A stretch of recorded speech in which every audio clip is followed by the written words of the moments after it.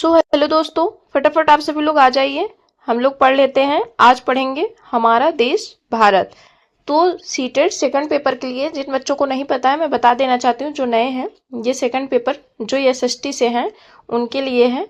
तो प्लीज आप सभी लोग साइंस वाले इसमें अपना समय ना बर्बाद करें। साइंस के लिए नहीं है, जिनका आर्ट है ये एसएसटी से है उन्हीं के लिए है। आइए फटाफट देख लेते हैं।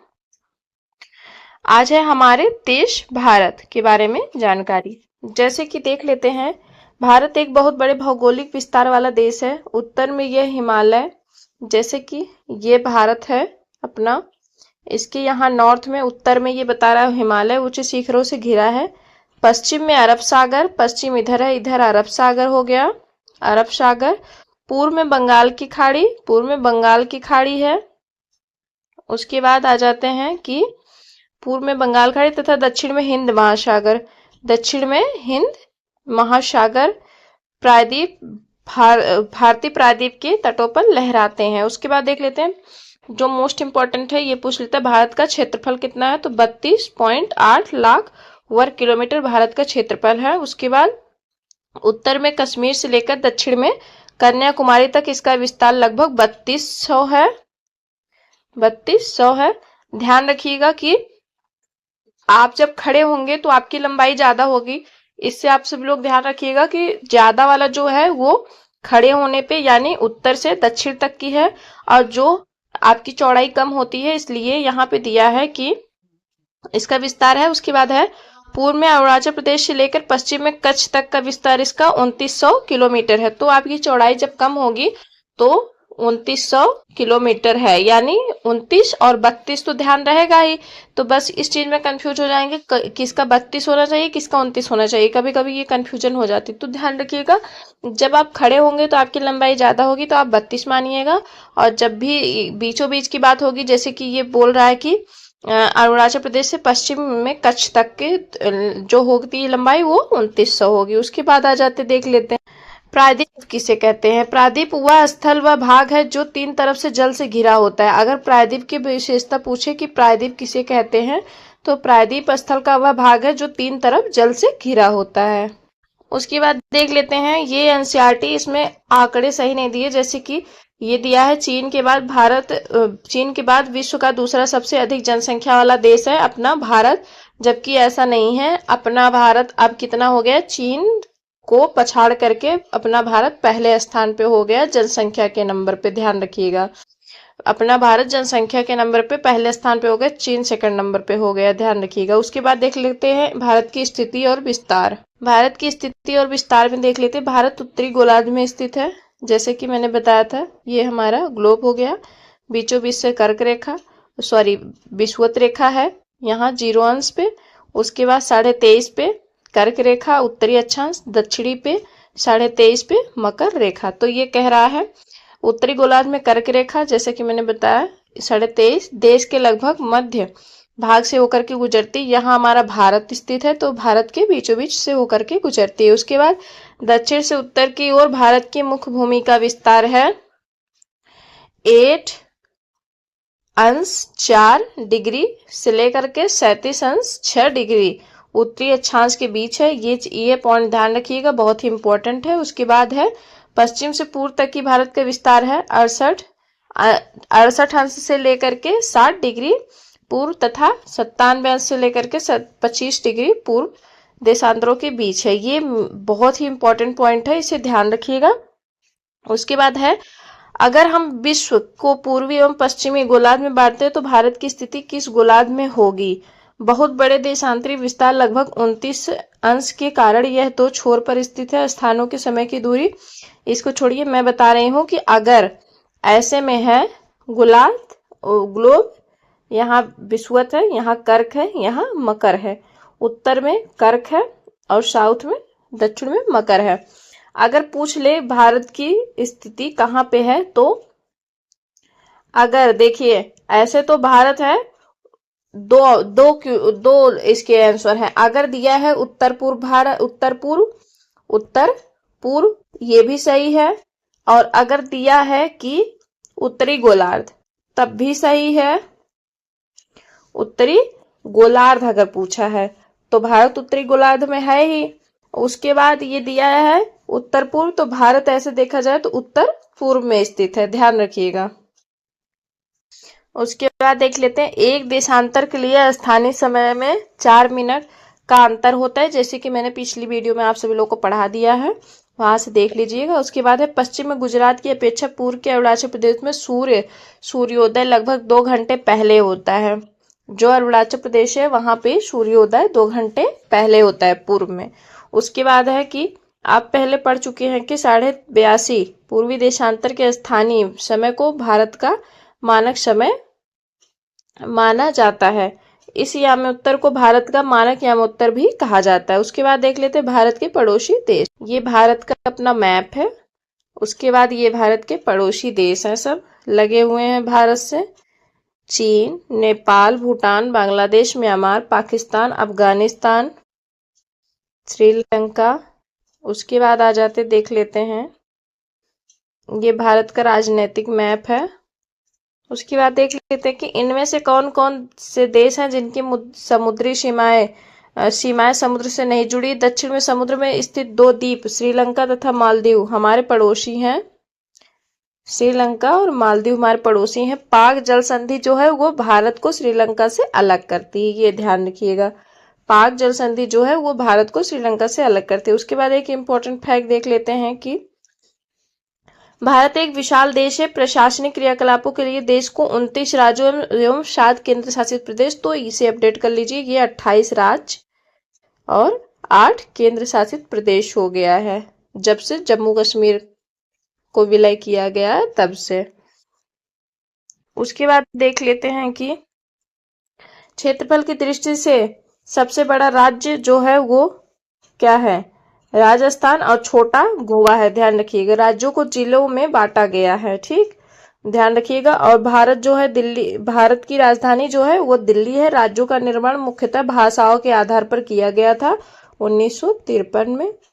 उसके बाद भौतिक विभाजन देख लेते हैं। इसके भौतिक विभाजन, भारत में पाई जाने वाली भौतिक आकृतियां विभिन्न प्रकार की हैं, जैसे पर्वत, पठार, मैदान, तट तथा द्वीप समूह। उत्तर में बर्फ से ढका हिमालय संतरे का कार्य करता है। हिम प्लस आलय का मतलब होता है बर्फ का घर, बर्फ का घर। हिमालय पर्वत को 3 मुख्य समानांतर श्रेणियों में बांटा गया। सबसे उत्तर में स्थित श्रृंखला को बृहद हिमालय या हिमाद्री कहते हैं। इसी श्रृंखला में विश्व की सबसे ऊंची शिखर मध्य हिमालय या हिमाचल हिमाद्री के दक्षिण में स्थित है। बहुत से लोकप्रिय पहाड़ी स्थान यहाँ स्थित है।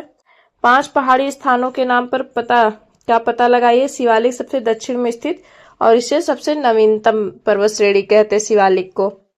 उसके बाद है हिमालय के दक्षिण में भारत का उत्तरी मैदान स्थित है। ये मैदान समतल तथा सपाट है। ये मैदान गंगा, सिंधु, ब्रह्मपुत्र तथा इसकी सहायक नदियों के द्वारा लाए गए जलोढ़ निक्षेपों से बने हैं। नदियों के ये मैदान कृषि के लिए उपजाऊ भूमि प्रदान करते हैं। यही कारण है कि इन मैदानों में जनसंख्या अधिक है। उसके बाद देख लेते हैं कि भारत के पश्चिमी भाग में, जो भारत है उसके पश्चिमी भाग में भारतीय मरुस्थल स्थित है। यह शुष्क, गर्म तथा रेतीला है। यहाँ वनस्पति की मात्रा बहुत कम है। उत्तरी मैदानों के दक्षिण में प्रायद्वीपीय पठार स्थित है। इसकी आकृति त्रिभुजाकार है। इसका धरातल काफी ऊंचा नीचा है। इस क्षेत्र में बहुत सी पहाड़ियां श्रृंखलाएं तथा घाटियां स्थित है। इसके उत्तर पश्चिम में अरावली श्रृंखला स्थित है, जो विश्व की सबसे पुरानी श्रृंखला है। विंध्य एवं सतपुड़ा भी महत्वपूर्ण श्रृंखलाएं हैं। इन श्रृंखलाओं से होकर नर्मदा तथा ताप्ती नदियां बहती है, जो विंध्य और सतपुड़ा है, ठीक। ये पश्चिम की तरफ बहने वाली नदियां हैं जो अरब सागर में गिरती हैं। इस पठार के पश्चिम में पश्चिमी घाट या सह्याद्री तथा पूर्व में पूर्वी घाट स्थित है। जैसे कि ये अपना भारत का मैप यहाँ बना होता है, ये इधर पूर्व है, इधर पश्चिम है। उसके बाद है पश्चिमी घाट का विस्तार एक समान रूप में है, जबकि पूर्वी घाट बीच बीच में टूटा हुआ तथा असमान है।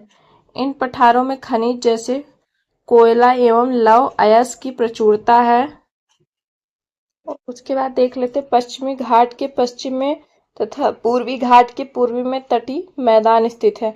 पश्चिमी तटीय मैदान काफी संकरे हैं, पूर्वी तटीय मैदान अपेक्षाकृत चौड़े हैं।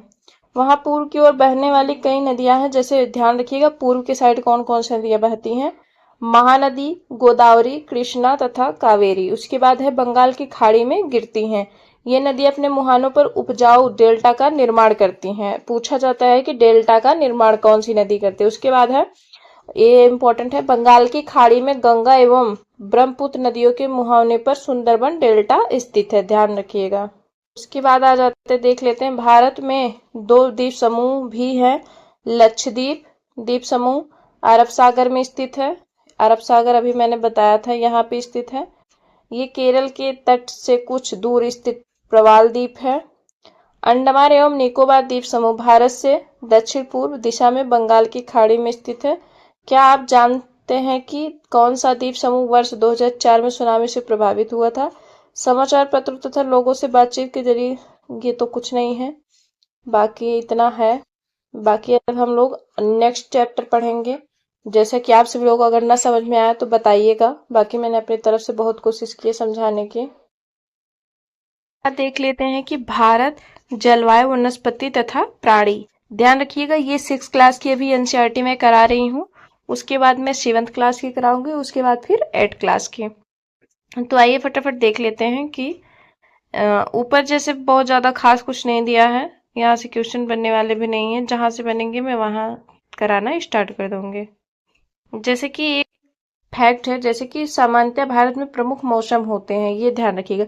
दिसंबर से फरवरी तक का ठंडा मौसम यानी सर्दी होती है। आप सभी लोगों ने महसूस किया होगा, दिसंबर से और फरवरी तक ठंडा मौसम रहता है अपने यहाँ। उसके बाद मार्च से मई तक गर्म मौसम रहता है। जैसे ही मार्च आता है तैसे ही मौसम गर्म हो जाता है। उसके बाद है जून से सितंबर तक दक्षिण पश्चिम मानसून का मौसम होता है, ये ध्यान रखिएगा। दक्षिण पश्चिम का मौसम का मानसून जून से सितंबर तक का होता है। उसके बाद अक्टूबर और नवंबर में मानसून के लौटने का समय होता है। ये लौटने का समय पूछ लेगा। और ये दक्षिण पश्चिम मानसून का, तो दक्षिण पश्चिम मानसून है जून से सितंबर और लौटने का अक्टूबर नवंबर। उसके बाद देख लेते शीत ऋतु। ठंडे मौसम में सूर्य की सीधी किरणें नहीं पड़ती, जिसके परिणाम स्वरूप उत्तर भारत का तापमान कम हो जाता है। ग्रीष्म का देख लें। गर्मी के मौसम में सूर्य की किरणें अधिकतर सीधी पड़ती हैं, तापमान बहुत अधिक हो जाता है। दिन के समय गर्म एवं शुष्क पवन बहती है, जिसे हम लू कहते हैं। उसके बाद देख लेते हैं कि दक्षिण पश्चिम मानसून या वर्षा का मौसम। यह मानसून के आने से तथा आगे बढ़ने का मौसम है। इस समय पवन बंगाल की खाड़ी तथा अरब सागर से स्थल की ओर बहती है। वे अपने साथ नमी भी लाती है। जब ये पवन पहाड़ों से टकराती हैं तब क्या होता है, वर्षा होता है। दक्षिण पश्चिम मानसून की विशेषताएं हैं। उसके बाद मानसून के लौटने का समय या शरद ऋतु देख लेते हैं। इस समय पवन स्थल भागों से लौटकर बंगाल की खाड़ी की ओर बहती हैं।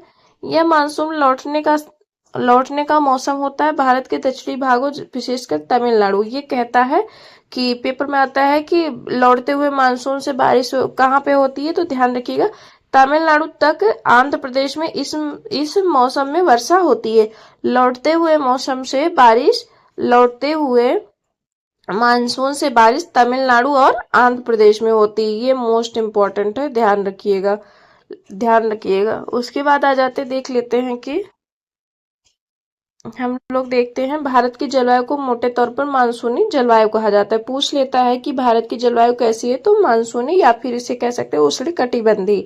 उसके बाद है मानसून, ये इंपॉर्टेंट है। मानसून शब्द अरबी भाषा के मौसम से लिया गया है। पूछ लेगा किस भाषा के उससे लिया गया, ऑप्शन में दे देगा अरबी, फारसी, ग्रीक। तो ध्यान रखिएगा अरबी भाषा के मौसम से लिया गया है, जिसका अर्थ होता है मौसम।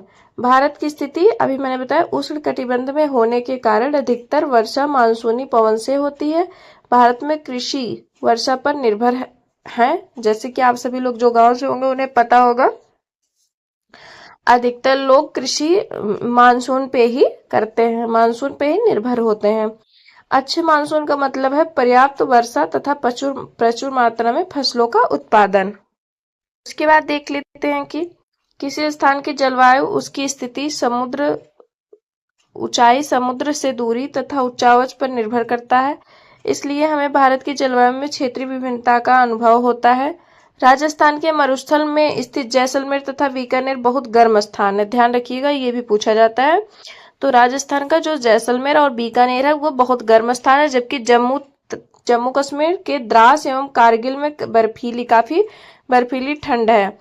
तटीय क्षेत्र जैसे मुंबई तथा कोलकाता का जलवायु मध्यम है, वे न ही अधिक गर्म है न ही, ये पूछा भी नहीं जाता, सबसे ज्यादा पूछा जाता है इसके बाद। सबसे अधिक वर्षा मेघालय में स्थित मासिन राम में होता है, जबकि किसी किसी वर्ष स्थान के जैसलमेर में वर्षा होती ही नहीं है। ध्यान रखिएगा, ये यही दो मोस्ट इम्पोर्टेंट है, सबसे कम वर्षा, सबसे ज्यादा वर्षा। ध्यान रखिएगा। देख लेते हैं कि प्राकृतिक वनस्पति। तो प्राकृतिक वनस्पति की क्या वो है विशेषता, जैसे कि बिना मनुष्य की सहायता के उपजे हैं उन्हें प्राकृतिक वनस्पति कहते हैं। प्राकृतिक वनस्पति पूछ ले किसे कहते हैं, तो जिसमें मनुष्य का डायरेक्टली इनडायरेक्टली कोई हाथ ना हो उसे प्राकृतिक वनस्पति कहते हैं, जो अपने आप ही उपजे हो। कहते हैं कि जलवायु की विभिन्नता के कारण भारत में अलग अलग तरह की वनस्पतियां पाई जाती हैं। जैसे कि देखिए, हमें वनों की आवश्यकता क्यों है, पूछ लेगा क्यों है, तो वहां पे आप सभी लोगों को 4 ऑप्शन देगा, आप सभी लोग छाटेंगे लगाएंगे, देख लेते हैं। जैसे कि वन हमारे लिए बहुत ही लाभदायक है, ये विभिन्न कार्य करते हैं।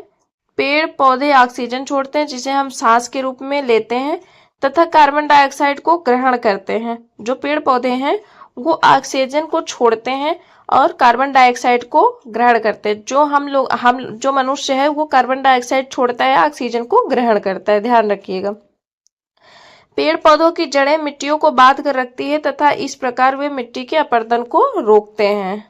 देख लेते हैं कि वनों से हमें ईंधन, लकड़ी, चारा, जड़ी बूटियां, लाख, शहद, गोंद इत्यादि प्राप्त होते हैं। वहां पे इसकी विशेषताएं दे देगा छांटने के लिए, तब आप सभी लोग नहीं पढ़े रहेंगे तो आप सभी लोग कंफ्यूज होंगे, तो इसीलिए मैं आप सभी लोग को पढ़ा दे रही हूँ। उसके बाद है पेड़ों की अंधाधुंध कटाई के कारण भारी मात्रा में प्राकृतिक वनस्पतियां समाप्त हो गई हैं।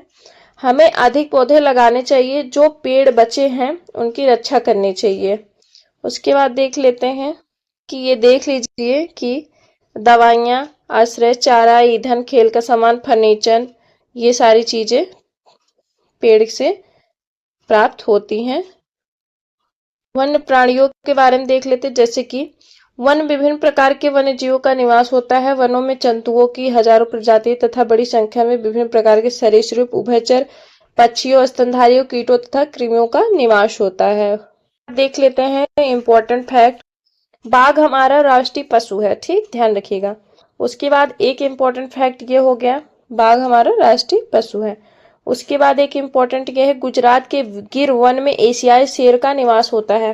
पूछ लेगा कि एशियाई शेर कहाँ पे पाए जाते हैं, तो एशियाई शेर पाए जाते हैं गुजरात के गिर वन में, एशियाई शेर पाए जाते हैं। उसके बाद पूछेगा हाथी तथा एक सींग वाले गैंडे कहाँ पाए जाते हैं, तो हाथी और एक सींग वाले गैंडे असम के जंगलों में घूमते हैं या असम के जंगलों में पाए जाते हैं। ध्यान रखिएगा।